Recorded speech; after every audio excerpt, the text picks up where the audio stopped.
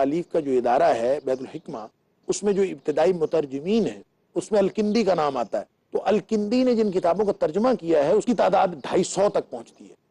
تو اس سے اندازہ ہوتا ہے کہ سینکڑوں کتابیں تھیں، اور جب ان کے ترجمے ہوئے، ظاہر ہے وہ تو یونانی زبان تھی اور دیگر زبانوں کے اندر کتابیں تھیں، مسلمانوں نے اس کے عربی زبان میں ترجمے کیے، اور جب عربی زبان میں اس کے ترجمے ہوئے تو اصل میں مسلمانوں کی فکر کو اقلیت میں مبتلا کرنے والا یہ ہاؤس آف وزڈم تھا. اس کے ذریعے سے یعنی یونانی فلسفے نے مسلمانوں کی فکر کو اس قدر متاثر کیا کہ مسلمانوں نے یونانی فلسفے کی جو مرعوبیت تھی اس کو اس طرح قبول کیا کہ مسلمان مکمل طور پر فکری اعتبار سے مغلوب ہو گئے. ڈاکٹر صاحب، اگر عقلی بنیادوں پر الہیاتی مسائل کو حل کر بھی لیا جائے تو اس میں الہاد کیسے آتا ہے؟ یہی میں عرض کر رہا ہوں کہ ہوا یہ کہ یونانی فلسفہ، اس کی مرعوبیت، اس سے مغلوبیت اور عقلی طرز فکر کی ابتدا ہونے سے جو فرق پڑا، جو آپ کا سوال ہے کہ دیکھیں مسائل تو مسلمانوں کے وہی تھے. اللہ کی جو ذات ہے، ذات باری تعالیٰ، صفات باری تعالیٰ، مقام نبوت، اب یہ وہ مسائل تھے جو فلسفہ یونان میں موجود نہیں تھے. فلسفہ یونان میں جو مسائل حل کیے جاتے تھے وہ اور تھے. یہاں مسائل بالکل بدل گئے، اور یوں کہا جاتا ہے کہ فلسفے کے جو بنیادی مسائل ہیں، یہ علاقہ تبدیل ہوتا ہے تو تبدیل ہو جاتے ہیں، وقت تبدیل ہو جاتا ہے تبدیل ہو جاتے ہیں، لیکن ان کو اصول تبدیل نہیں ہوتے.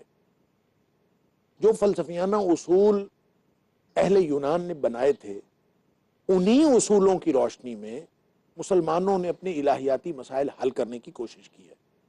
یوں سمجھ لیجئے کہ وحی کو یا قرآن و سنت کو سمجھنے کی کوشش کی ہے یونانی فلسفے کی اینک لگا کر. اب جب آپ یونانی فلسفے کی اینک لگا کر سمجھنے کی کوشش کریں گے تو یہ تمام کے تمام جو الہیاتی مسائل ہیں ان کی بنیاد ایمان ہے.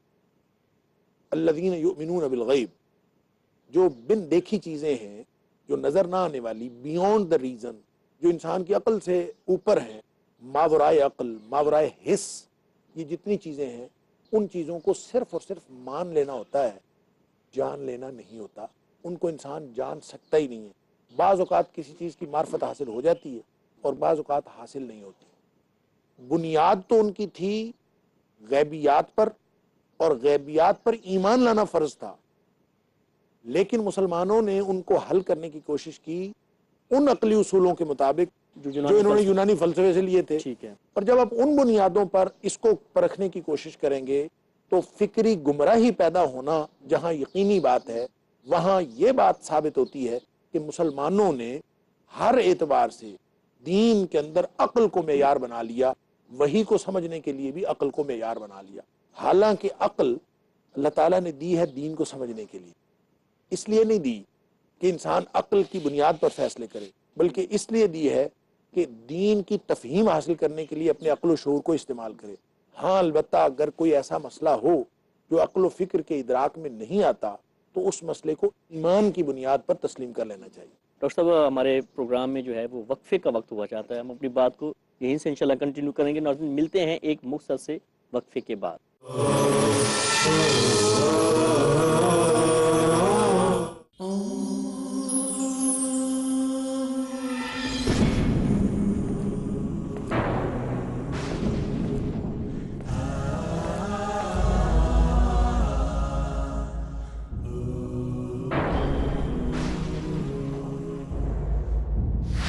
ہر لمحہ اسی کا ذکر ہو جو ہم سب کی فکر کرتا ہے.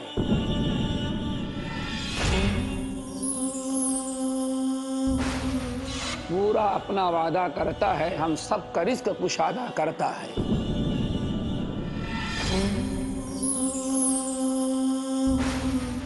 نیک اعمال کے بدلے ہمارے مال میں اضافہ کرتا ہے.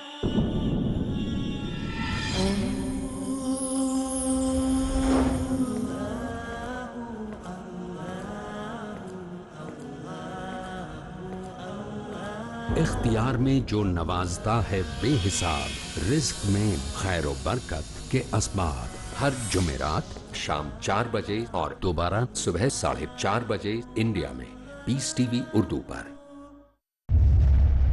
Marriage or divorce? What's Islamic ruling? Solution or problem? Joint family system. Heaven or hell? Big fat events have become the norm. You choose.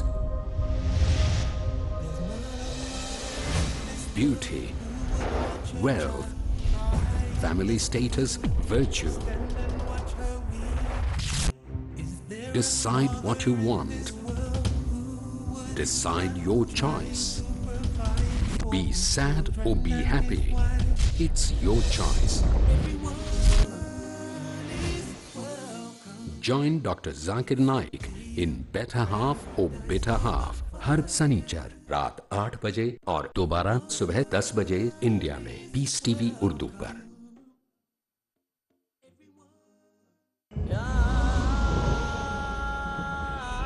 हर मोड़ पर खुदा का खौफ पैदा करो। अगर आदमी अल्लाह ताला को याद करता रहे तो इंशाअल्लाह वो खराबियों का शिकार नहीं होगा। हर मुहाज पर इंसानों के साथ अच्छे अखलाक के साथ पेश आना, उनके दुख दर्द में शरीक होना। मौलाना एजाज असलम। कि अगर बुराई सरजद हो गई तो उसके बाद भलाई करो। हर मकाम पर पूरी की पूरी जिंदगी अल्लाह ताला के खौफ से आरास्ता हो। क्या हैं वो तदबीरें जो करती हैं इंसानी जिंदगी को संवारने का काम।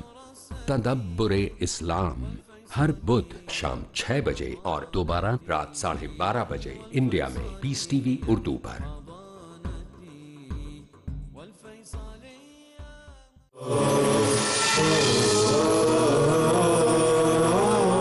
अस्सलाम वालेकुम वरहमतुल्लाहि वबरकातुहू। नाज़रीन, ब्रेक से कबल बात हो रही थी शरीयत इस्लामी अक्ल की बुनियाद पर। जी डॉक्टर साहब। देखिए, शरीयत इस्लामी तो अकल की बुनियाद पर नहीं हो सकती, लेकिन शरीयत इस्लामिया की तफहीम अकल की बुनियाद पर हो सकती है। जी। असल में मुसलमानों ने जब शरीयत इस्लामिया को अकल की बुनियाद पर समझने की कोशिश की तो वो उसूल अकलिया जो यूनानी फ़लसफ़े से आए थे उनको कतई समझ लिया गया कि वो कतई उसूल है, उसके अंदर तो तब्दीली नहीं हो सकती। लिहाजा उन उसूलों की बुनियाद पर जो इलाहियाती मसाइल हैं या शरीयत के बुनियादी निकात हैं या बुनियादी अकायदे इस्लामिया हैं, उनको समझने के लिए जो मर्जी इस्तेमाल कर लें, यानी जितना मर्जी उसको मोल्ड कर लें उसको समझने के लिए, लेकिन अकली उसूल जो है वो तब्दील नहीं होना चाहिए। यही वजह है कि अब देखें अल-फाराबी को मुअल्लिम सानी कहा जाता है, और मुअल्लिम सानी इसलिए कहा जाता है कि मुअल्लिम अव्वल अरस्तु को कहा जाता है। यानी मुसलमान फ़लसफ़ा यूनान से इस कदर मरूब थे और उसके मुताबिक अपने सारे मसाइल का हल चाहते थे कि वो मुअल्लिम सानी है, गोया कि जिस तरह की तालीम अरस्तु की थी उसी तरह की तालीम हमें अल-फाराबी के यहाँ मिलती है। हालांकि ये मुसलमान था और ये बुनियादी अकायद भी जानता था और शरीयत इस्लामिया पे गुफ्तगू भी करता था। उसका नतीजा ये हुआ कि जो बुनियादी शरीयत इस्लामिया के मसाइल हैं उनकी तफहीम की वजह से बहुत सारी गुमराहियाँ आ गईं और ज़ात व सिफ़ात बारी ताला का मसला पैदा हो गया। उसकी तफसीलात मैं अर्ज़ करूँगा बाद में। इसी तरह नबूवत के मुकाम की तफहीम का मसला पैदा हो गया, मसला खर्क़ कुरान पैदा हो गया, जबर कदर के मसाइल पैदा हो गए, और नई नई जो तहरीकें उठी हैं उसके अंदर अक्ल को मेयार बना के, हालांकि शरीयत इस्लामिया ने अक्ल के इस्तेमाल को मना नहीं किया। कुरान तो बार बार कहता है कि इन्न फ़ी ज़ालिका लआयातिन लिउलिल अलबाब, अक्ल वालों के लिए निशानियां हैं। तो अक्ल को इस्तेमाल करना ये तो ऐन शरीयत इस्लामिया का तकाजा है, लेकिन अक्ल फाइनल अथॉरिटी नहीं है। अक्ल को फाइनल अथॉरिटी समझ लिया गया, ये फ़र्क पड़ा है। अगर ना अक्ल का इस्तेमाल ये गलत नहीं है शरीयत इस्लामिया में। जैसे इकबाल ने कहा था, गुजर जा अक्ल से आगे कि ये नूर चिरागे राह है मंजिल नहीं। और कोई शख्स अगर इसको मंजिल समझ लेता है और मंजिल समझ के अक्ल को ही फाइनल अथॉरिटी समझता है तो इसका मतलब यह है कि वो गुमराही के रास्ते पर चल पड़ा है। मुसलमानों के यहाँ यही हुआ है और यहाँ से इल्हाद की बुनियादें और गहरी हो गई हैं। यूं कहा जा सकता है कि अकलियत की बुनियाद पर इल्हाद की बुनियादें और गहरी हो गई। इसके अलावा कुछ जिंदीक आए हैं, ज़नादिक़ा, मुसलमानों के अंदर उनका ज़ुहूर हुआ है, जिन्होंने इस अकलियत के रुझान को और इस इल्हादी रुझान को मज़ीद तक़वियत दी है। मिसाल के तौर पर अबू ईसा अल-वर्राक़ और इसी तरह एक अब्बासी दौर में इब्नुर रावंदी का नाम मिलता है कि ये वो लोग हैं जो बहुत मशहूर मुलहदीन थे या बहुत मशहूर ज़नादिक़ा थे। और ज़नादिक़ा या ज़िंदीक़ियत के बारे में हम पहले बात कर चुके हैं कि ज़िंदीक़ और आम काफिर में भी फ़र्क होता है और ज़िंदीक़ और मुनाफिक में भी फ़र्क होता है। मुनाफिक तो वो होता है जो सिर्फ अपने कुफ्र को छुपाता है और इस्लाम ज़ाहिर करता है, زندیق وہ ہوتا ہے کہ اپنے کفر کو اسلام بنا کے پیش کرتا ہے، وہ کہتا ہے میرا کفر ہی اصل میں اسلام ہے، اس کے لیے دلیلیں دیتا ہے، اپنے کفر کے اسلام ہونے کی دلیلیں دیتا ہے، وہ زندیق ہوتا ہے۔ اور ظاہر ہے کافر تو بالکل وہ انکاری ہے، اس کو تو اس کا اس کے ساتھ تعلق کوئی نہیں کھلم ہے، کھلا انکار۔ اس لیے زندیق زیادہ خطرناک ہے، جو اپنے آپ کو مسلمان کہے، حقیقت میں کافر ہو، اور اپنے کفر کی دلیل دے کہ یہ تو اسلام ہے۔ تو ایسے لوگ مسلمانوں کے اندر ان کا ظہور ہوا، اور ان کے ظہور کی وجہ سے بھی مسلمانوں کی جو فکر تھی ان میں الہاد کی بنیادیں اور گہری ہوتی چلی۔ تو سب عقل کی بنیاد پر مسلمانوں کے کون کون سے بنیادی عقائد جو ہے وہ تبدیل ہوئے؟ عقائد تو تبدیل نہیں ہوئے، لیکن یوں کہہ لیجئے اس میں بہت ساری گمراہیاں آ گئیں۔ عقیدے تو وہی رہے، ہاں عقیدہ توحید ہے، تو تمام مسلمان جو مسلمان ہونے کا اقرار کرتے ہیں، چاہے وہ اندر سے جتنے مرضی منافق ہوں اور اندر سے ان کی کیفیت جو مرضی ہو، اللہ تعالیٰ جانتا ہے، لیکن جس شخص نے بھی اسلام کا دعویٰ کیا ہے وہ توحید سے دستبردار کبھی نہیں ہوا، وہ عقیدہ توحید کا پرچار ہی کرے گا۔ لیکن عقیدہ توحید کی شکل ایسی بن گئی، اس پہ گفتگو کرتے ہوئے اللہ تعالیٰ کی ذات کے حوالے سے، اللہ تعالیٰ کی صفات کے حوالے سے ایسے ایسے تصورات اور ایسے ایسے نظریات سامنے آ گئے کہ وہ عقیدہ توحید بگاڑ کا شکار ہو گیا۔ مثال کے طور پر یہ جو معتزلہ ہے، سب سے زیادہ ذات و صفات باری تعالیٰ کے حوالے سے جو کنفیوژن پیدا کیا ہے انہوں نے کیا، اور یہ یعنی کہا جا سکتا ہے کہ عقلیت کی، یعنی عقائد اسلامیہ میں جو عقلیت کی تحریک ہے یا پہلی کلامی تحریک ہے، کیونکہ علم الکلام جو بعد میں وجود پذیر ہوا اس کو کہتے ہیں کہ علم الکلام اصل میں وہ علم ہے جو عقلی بنیادوں پر عقائد اسلامیہ کے دفاع کے لیے وجود پذیر ہوا۔ اب یہ جو معتزلہ ہیں یہ اپنے تئیں یہ عقیدہ توحید کے تحفظ کے لیے میدان عمل میں آئے، انہوں نے اپنا نام معتزلہ نہیں رکھا، معتزلہ تو نام ان کو تاریخ نے دیا، تاریخ نے دیا، انہوں نے اپنا نام اہل التوحید والعدل رکھا ہے، یہ اپنے آپ کو اہل التوحید والعدل کہتے ہیں، اور یہ سمجھتے ہیں کہ ہم توحید کا تحفظ کرنے کے لیے آئے تھے، اور ایسے ایسی عقل کی بنیاد پر ایسی ایسی باتیں انہوں نے توحید کے بارے میں کی کہ وہ توحید کا اصل تصور، مثلا انہوں نے ذات اور صفات کو الگ الگ کر دیا، اور یہ کہا کہ جو صفات ہیں یا تو ان کا وجود ہی نہیں ہے یا وہ عین ذات ہے، اللہ تعالیٰ کی جو صفات، اللہ تعالیٰ کی ذات اور اللہ تعالیٰ کی صفات وہ ان کو انہوں نے یکجا کر دیا یا صفات کو تسلیم کرنے سے انکار کر دیا، یعنی ایسا ایک مبہم تصور دیا۔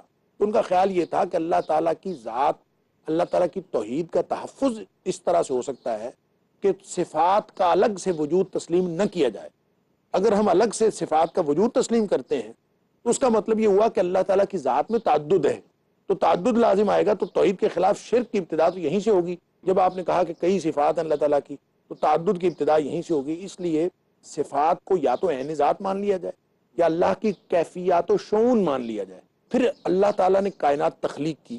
اب قرآن تو اتنی بات کہہ دیتا ہے کہ اللہ تعالیٰ جب کسی چیز کو پیدا کرنا چاہتا ہے، انما امرہ اذا اراد شیئا ان یقول له کن فیکون، اللہ تعالیٰ جب کسی چیز کو پیدا کرنا چاہتا ہے تو اللہ تعالیٰ کن کہتا ہے اور وہ چیز پیدا ہو جاتی، ہو جا۔ اب یہ قرآن نے تو ہمیں اتنی بات اس لیے کہی کہ کن یا ہو جا وہ آسان ترین بات ہے کسی چیز کو پیدا کرنے کے لیے جو ہماری تفہیم میں آ سکتی ہے، وگرنہ اللہ کو کن کہنے کی بھی ضرورت نہیں ہے، کہنے کی صحیح بات۔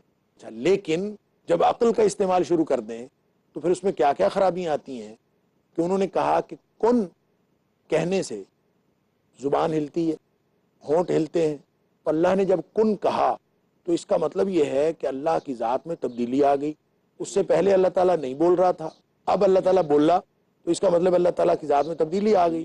تو تغیر اور تبدیلی یہ خدا کی نوعیت کے خلاف ہے، لہذا یہ تغیر والی بات ہم تسلیم نہیں کر سکتا۔ پھر اس کن کی پھر کوئی اور تشریح کرنی پڑے گی، پھر اللہ نے کیسے کائنات پیدا کیا پھر یہ سمجھنا پڑے گا۔ اسی طرح انہوں نے کن کو اس اعتبار سے بھی لیا کہ جب اللہ نے کن کہا، کن کہنے سے پہلے اللہ کریم نے ارادہ کیا ہوگا کہ میں کن کہوں، کائنات پیدا کرنے کا ارادہ کیا، پھر کن کہا۔ جب ارادہ کیا تو اس ارادے کی وجہ کیا بنی؟ ارادے میں تبدیلی ہوئی، پہلے ارادہ نہیں تھا اللہ کا، اب ارادے میں تبدیلی ہوئی۔ اس سارے تغیر سے بچنے کے لیے فارابی نے مثال کے طور پر نظریہ صدور پیش کیا ہے۔ نظریہ صدور یعنی، اور اس کو فلاسفہ نے تسلیم کیا ہے، فارابی نے تسلیم کیا ہے، ابن سینا نے تسلیم کیا ہے، اور فلاسفہ کے بہت بڑا گروہ ہے جس نے تسلیم کیا ہے، اور اس کو ابتداءً پیش کرنے والا فارابی تھا، اور ابو نصر الفارابی، اور اس نے اس لیے پیش کیا تاکہ توحید کا تحفظ بھی ہو جائے اور ان عقلی اصولوں کی خلاف ورزی بھی نہ ہو جو यूनानियों ने दिए थे। और उन्होंने कहा कि असल में इस कायनात को अल्लाह ने तख्लीक जो किया है वो बिल इरादा तख्लीक नहीं किया, क्योंकि अगर हम ये कहें कि अल्लाह ने बिल इरादा कायनात को तख्लीक किया है तो इससे ये खलते मबहस पैदा होता है कि फिर अल्लाह के इरादे की वजह क्या थी, वो ढूंढनी पड़ेगी। क्योंकि ये यूनानियों ने उसूल दिया था कि हर मालूल की एक इल्लत होती है और इल्लत मालूल से खारिज में होनी चाहिए, यानी जो चीज़ वकूअ पज़ीर हो रही है उसके पीछे कोई ना कोई इल्लत होनी चाहिए और इल्लत उसके वजूद के अंदर नहीं बल्कि खारिज में होनी चाहिए। लिहाजा उनका ख्याल ये था कि अगर हम बिल इरादा तख्लीक का अकीदा अपनाते हैं, इन्नमा अमरुहु इदा अरादा शैअन, अगर हम कहें कि अल्लाह इरादा करता है तो उसके पीछे हमें कोई वजह तलाश करनी जरूरी है, क्योंकि अल्लाह की ज़ात के पीछे कोई वजह नहीं है। अल्लाह की ज़ात अज़ली व अबदी है, इसलिए उसने नजरिया सुदूर पेश किया। नजरिया सुदूर का मतलब यह है कि अल्लाह ताला ने गैर इरादी तौर पर, ये अल्लाह ताला ने बिल इरादा कायनात पैदा नहीं की बल्कि गैर इरादी तौर पर अल्लाह की ज़ात से इस कायनात का सुदूर हुआ है, ये कायनात सादिर हो गई है। मसलन क्या कि जैसे हरारत का सुदूर होता है आग से, आग जब जल रही हो तो उसमें से हरारत निकलनी है और उससे नतीजा ये निकलता है कि कोई ऐसा वक्त नहीं होता कि आग हो और उसकी हरारत ना हो, हरारत तो होती है, जब भी आग होगी तो हरारत उसकी होगी। इसी तरह सूरज से किरणों का सुदूर होता है, इसी तरह फूल से खुशबू का सुदूर होता है, इसी तरह रियाजी के जो फार्मूले हैं वो फार्मूले में से फार्मूला निकल आता है और वो भी सुदूर होता है। तो ये सुदूर की जो सारी मिसालें हैं उन्होंने इसका इंतबाक करके अकली तौर पर यह समझने की कोशिश की कि अल्लाह की ज़ात से कायनात का सुदूर हुआ है और अल्लाह का इरादा इसमें शामिल नहीं है, नऊज़ बिल्लाह मिन ज़ालिक। ये है असल में जब अक़लियत को इस्तेमाल करेंगे तो फिर बुनियादी अकायद के अंदर तब्दीली की ये वो मिसालें हैं और सब ये जो हमें नजर आती है। ये जो फाराबी है जिसे वो लोग जो है वो मुअल्लिम सानी के नाम से, इसकी ये जो फिक्र है इससे तो वहदतुल वजूद नहीं जन्म लेता अकीदा। एक बात तो दुरुस्त है कि वहदतुल वजूद की बुनियादें हमें फ़लसफ़े यूनान में मिलती हैं, वो भी वहीं से मिलता है, वो भी वहीं से मिलती हैं। और ख़ास तौर पे गुज़श्ता एक प्रोग्राम में हमने बात की थी कि यूनानी फ़लसफ़े के दौरे इन्हितात में जो तहरीकें उठी हैं उनमें एक तहरीक थी नौफलातूनियत। नौफलातूनियत में मज़हब और यूनानी तसव्वुरियत को मिला के एक मलगूबा सा तसव्वुर बनाया गया था मुसलमानों की फ़िक्र के ऊपर, जो वादतुल वजूद के तयन के अंदर, यानी वादतुल वजूद के अव्वलीन जरासीम तो हमें मिलते हैं एलियाइयों के यहाँ, जीनो और पार्मेनिडेज, वो जो एलियाई फ़लसफ़ी हैं उनके यहाँ हमें वादतुल वजूद का तसव्वुर मिलता है। और उसके बाद ज़ीनोफेन्स, यानी पहली दफ़ा ज़ीनोफेन्स ने कहा था कि अगर खुदा है तो वो तमाम कायनात है, क्योंकि उससे पहले लोगों ने इंसानों की तरह के खुदा बनाए हुए थे और वो खुदाई कुनबे का तस्वर दिया हुआ था। एक खुदा होता था, फिर उसका बाप होता था, उसके भाई होते थे, उसके बेटे होते थे, उसकी बीवी होती थी। तो उसने कहा खुदा ऐसा नहीं हो सकता। उसकी वजह यह कि अगर खुदा ऐसा हो जैसा इंसान समझते हैं तो इसका मतलब है कि इंसानों के तस्वर के मुताबिक खुदा है इंसानों जैसा, और अगर इसको हम ये कहें कि इंसानों जैसा नहीं है, अगर इंसानों के तस्वर का खुदा इंसानों जैसा है, तो अगर भेड़ बकरियां और गाय भैंसें अपने खुदा का तस्वर करें तो इसका मतलब होगा कि उनका खुदा उन जैसा होगा।